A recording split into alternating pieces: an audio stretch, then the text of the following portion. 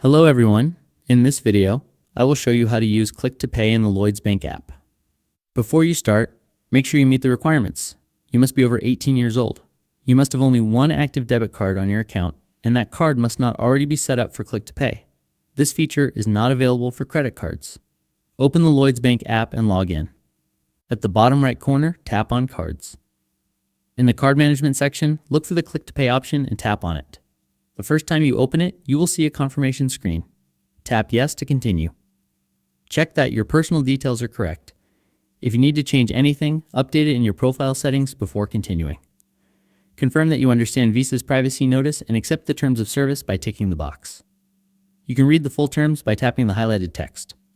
Once confirmed, your debit card will be registered for Click to Pay and you may receive a welcome email from Visa.